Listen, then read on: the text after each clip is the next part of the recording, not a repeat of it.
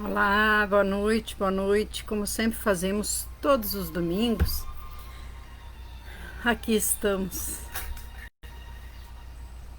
um tanto quanto improvisados, para fazer o nosso Evangelho no lar. Então, vamos elevar o nosso pensamento ao Mestre Jesus, à nossa Mãe Santíssima, agradecendo por termos conseguido chegar aqui, para nos unirmos em pensamento, em oração, rogando as bênçãos e o amparo para todos aqueles que nos assistem nesse momento e aqueles que nos assistirão posteriormente. Derrama, Mestre Jesus, os teus bálsamos de amor e paz, teus eflúvios benéficos e salutares sobre cada ambiente, sobre cada irmão. Onde haja treva, desespero, dor e desunião, que a tua luz, Mestre amado, desfaça tudo. E ainda te rogamos que coloque o medicamento invisível nas nossas águas, para que quando dessa água bebermos com fé, possamos receber o amparo, o auxílio, o alívio que necessitamos no momento. Por tudo te damos graças e te convidamos, bem como aos nossos anjos de guarda, aos nossos mentores amigos, que nos acompanhem em mais este Evangelho no Lar. Que assim seja. Hoje nós vamos falar um pouquinho sobre o capítulo 9, item 6, que nos fala da afabilidade e da doçura. E aí trouxemos para compartilhar a leitura do livro Vivendo o Evangelho, uma psicografia de Antônio Baduy Filho pelo Espírito André Luiz, que nos diz assim: afabilidade. Respeite a opinião alheia, mas conserve os próprios princípios. Evite a discussão familiar, mas não seja cúmplice do erro. Releve a provocação, mas não perca o respeito por si mesmo. Converse com polidez, mas não despreze a verdade. Cultive a gentileza, mas não haja com hipocrisia. Tenha compaixão, mas não se esqueça do bom senso. Fortaleça o ânimo, mas não alimente falsas esperanças. Ajude o próximo, mas conheça seus limites. Faça todo o possível para viver a fraternidade. Faça todo o possível para viver a fraternidade pura em qualquer situação, sem apelos a expedientes artificiais. A afabilidade é compromisso com o amor autêntico e não simples regra de etiqueta. Então, é o conselho que nos dá André Luiz, que sejamos verdadeiros, né? Não fazer de conta. Aquela afabilidade, a gentileza fingida, né? Não é isso. Nos diz assim o item 6 do capítulo 9, a afabilidade e a doçura.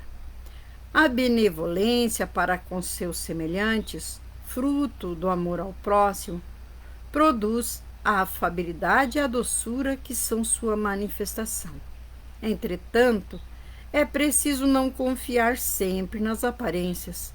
A educação e os costumes do mundo podem dar o verniz dessas qualidades.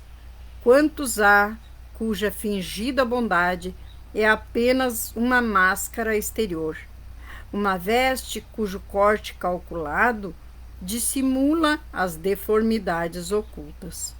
O mundo está cheio dessas pessoas que têm sorriso nos lábios e veneno no coração, que são dóceis desde que nada as ofenda, mas que mordem a menor contrariedade. cuja língua dourada, quando falam frente a frente, se transforma em dardo envenenado quando falam por trás. A essa classe pertencem ainda os homens que, benignos por fora, em casa são tiranos domésticos, fazendo sofrer sua família e seus subordinados. O peso de seu orgulho e despotismo parecem querer compensar o constrangimento que lhe é imposto a lures. Não ousando impor autoridade sobre estranhos que os recolocariam em seu lugar, querem ao menos se fazer temer por aqueles que não podem resistir-lhes. Sua vaidade se satisfaz em poder dizer: aqui eu mando e sou obedecido, sem pensar que lhe poderiam acrescentar com mais razão: e sou detestado. Né? Não basta que dos lábios escorram leite e mel, se o coração for alheio a isso, será hipocrisia. Aquele cuja afabilidade e doçura não são fingidas, nunca é desmentido. Ele é o mesmo para o mundo e na intimidade. Sabe que é possível enganar os homens pelas aparências, mas não se engana a Deus. Isso nos disse Lázaro, em Paris, em 1861. Então é bem importante essa parte aqui, né, que fala que às vezes na rua a pessoa é toda bondosa, toda gentil, e aí com a família ela é um verdadeiro tirano. E quantas famílias há que reclamam desses, né, dessas pessoas, desses irmãos. E nos diz assim o roteiro sistematizado: em que consiste a afabilidade e a doçura? São atitudes pelas quais a criatura manifesta exteriormente a benevolência para com seus semelhantes. A benevolência, por sua vez, denota a extensão do sentimento de amor ao próximo que essa criatura possui. Quer dizer, então, que toda criatura afável e doce é benevolente e ama o próximo? Não. Muitas vezes essas atitudes não passam de aparência, que cedo ou tarde são desmascaradas pelo verdadeiro caráter do indivíduo que vem à tona. A educação e a frequentação do mundo podem dar ao homem o verniz dessas qualidades. A cortesia estaria nessa linha de raciocínio? Sim. Embora seja ela um primeiro passo direcionado ao bom relacionamento entre as pessoas, pode consistir em atitude visando a obtenção de vantagens e satisfação de interesses outros que não os de doação desinteressada. Quantos há cuja fingida bonomia não passa de máscara exterior, de uma roupagem cujo talhe primoroso dissimula as deformidades interiores? Quem não conhece alguém que, quando tem segundas intenções, trata super bem o outro? E outro dia, vendo um documentário de uma artista italiana muito famosa, ela falava justamente isso, que ela passou por um período de depressão, mesmo tendo muito dinheiro, fama, sucesso. Ela passou por quê? Porque ela não sabia. Quando as pessoas se aproximavam dela, ela não sabia se aquele carinho era verdadeiro, ou se era pelo sucesso, se era pelo dinheiro dela. Então, muito triste isso, porque para essas pessoas é mais fácil de ficar nessa dúvida, né? Será que é por mim? Né? Como é que eu vou demonstrar tanto carinho por alguém que eu nem conheço, que eu não tenho, né, nenhum relacionamento mais próximo? Então fica bem complicado. Mas mesmo assim, muitas vezes conhecendo, ainda somos enganados. Isso acontece é mais comum do que se pensa. Né? Aquela pessoa que tem segundas intenções, quer conseguir alguma coisa, e aí ela trata super bem, ela bajula, e muitas vezes o outro gosta, se sente envaidecido e acaba por realizar a vontade do outro. Simplesmente por isso, por essa forma de bajulação, vamos dizer assim, né? Uma bonomia fingida, como diz o Evangelho. Quer dizer que as palavras não valem? Não é bem assim. As palavras têm o seu valor, desde que ditas de coração e acompanhadas de gestos que as justifiquem, principalmente de atitudes de auxílio ao próximo. O mundo está cheio dessas criaturas que têm nos lábios o sorriso e no coração o veneno. Aquelas pessoas que pela frente falam muito bem, elogiam, e quando estão pelas nossas costas usam a maledicência, né? Falam inverdades. Então é triste. Mas a gente precisa pensar que é mais triste para esses irmãos que agem dessa forma, né? É mais triste para aquele que é o culpado, que está envenenado com esses sentimentos mesquinhos, do que para quem é vítima. Então que possamos nós ser vítimas e não, nesse caso, os algozes, né? Os culpados por esse erro tão feio, tão mesquinho da falsidade com os nossos irmãos.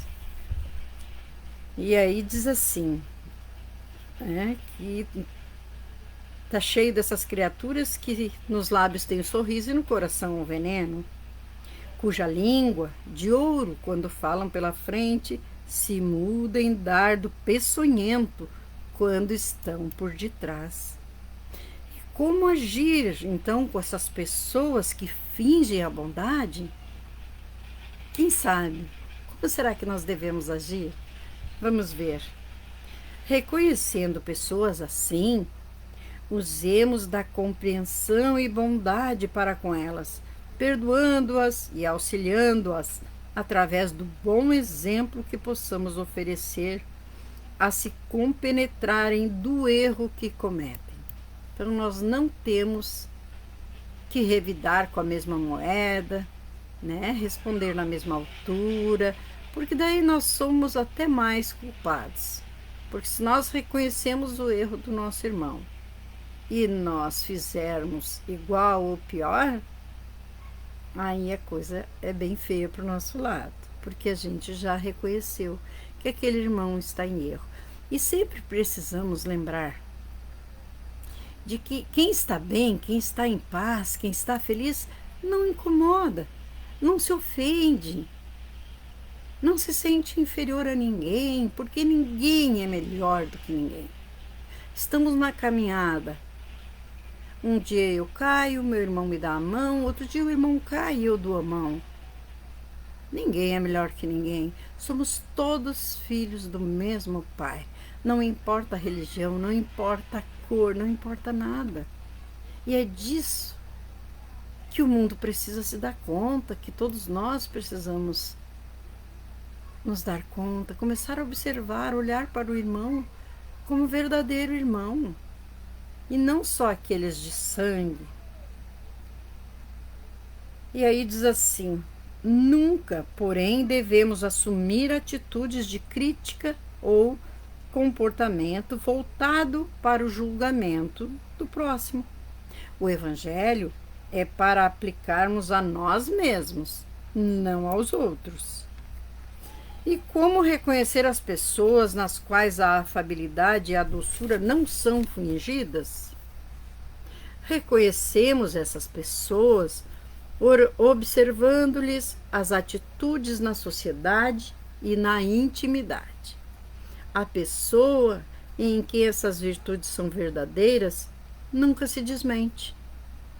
Esse, ademais, sabe que, se pelas aparências se consegue enganar os homens, a Deus ninguém engana. Devemos então adotar um tratamento afável, ainda que isso contrarie o nosso íntimo? Sim, porque demonstra disciplina.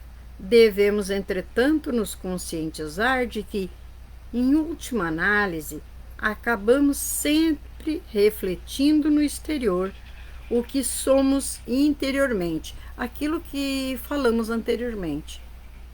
Como quando diz aqui, que acabamos sempre refletindo no exterior o que somos interiormente, aquilo que falamos. Quem é feliz, quem está bem, de consciência tranquila, quem está em paz, não atrapalha a vida do irmão, não usa de maledicência.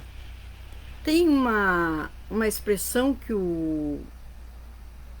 se não me engano, o Emmanuel disse para o Chico, né?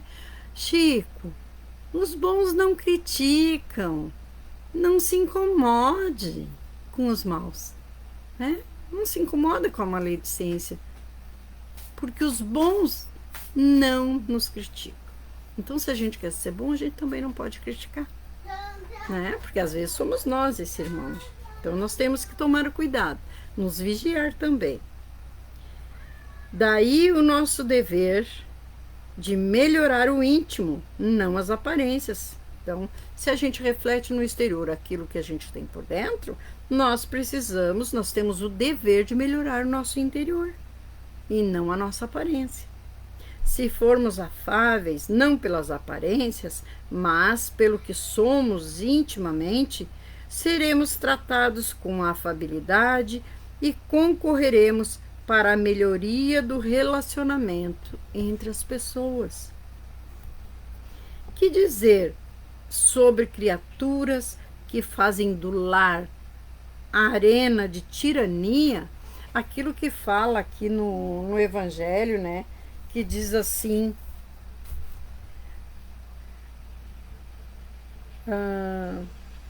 a essa classe pertence ainda os homens que, benignos por fora, em casa são tiranos domésticos, fazendo sofrer sua família e seus subordinados.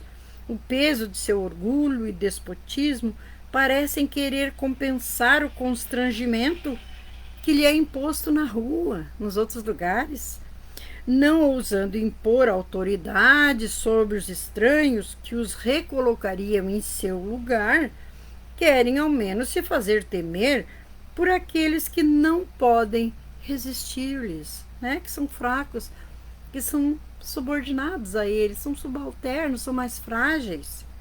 Sua vaidade se satisfaz em poder dizer: aqui eu mando e sou obedecido, sem pensar que lhe poderiam acrescentar com mais razão: e sou detestado. E é disso que fala esse questionamento.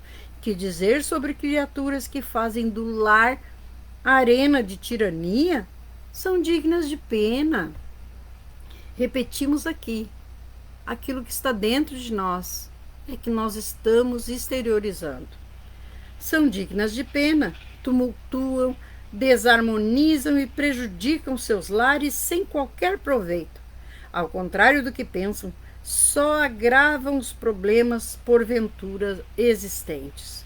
Criaturas assim são quais vasos de veneno a espalhar a inquietude e o sofrimento. Triste, mas a mais pura verdade, né? Quantas famílias que existe assim? Quantos filhos que não querem, ficam com medo de quando chega a hora do pai retornar, da mãe retornar para casa do trabalho. Se pudessem, queriam que eles não voltassem para casa. Tem muitas famílias assim, sofrendo, filhos sofrendo, familiares sofrendo. Às vezes a esposa não fica muito triste quando vai chegando, passa o dia bem com os filhos e fica triste quando vai chegando a hora do marido retornar do trabalho. Então é por isso que a gente precisa pensar um pouquinho e se melhorar cada dia mais. Como nos diz o Evangelho, nós temos o dever de querer reformar o nosso íntimo, nos melhorar, não usar máscaras de bondade, mas que essa bondade saia do nosso coração, certo? Então vamos encerrando por aqui o nosso Evangelho de hoje, né? Com esse da afabilidade, esse tema tão bom, a afabilidade, a doçura, que seja espalhado, agora chegando o Natal, que seja tocado os corações de todos os irmãos, que sejam contagiados.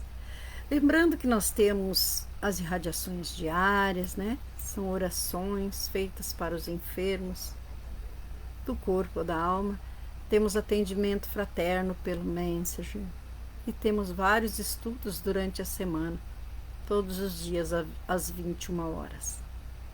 Então, já com a nossa água, vamos agradecer a esse Mestre Jesus, ao nosso anjo de guarda, aos benfeitores amigos, que possamos passar uma semana, ter uma semana produtiva, de trabalhos, de estudos, aqueles irmãos que se encontram aflitos, sofrendo por dores, com dificuldades, sejam materiais, sejam espirituais, que recebam conforme a necessidade ou merecimento.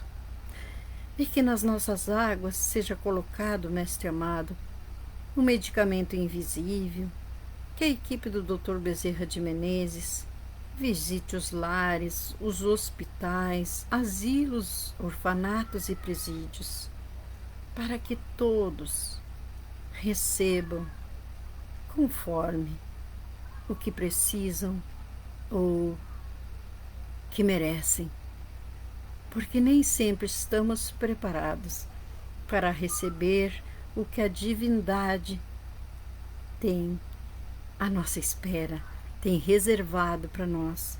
Abençoa-nos, Mestre, hoje e sempre, ilumina nossa caminhada, que possamos seguir em mais uma semana de cabeça erguida, de passos firmes. Como disseste, Mestre Jesus, que o nosso sim seja sim, que o nosso não seja não. Muito obrigada, que assim seja.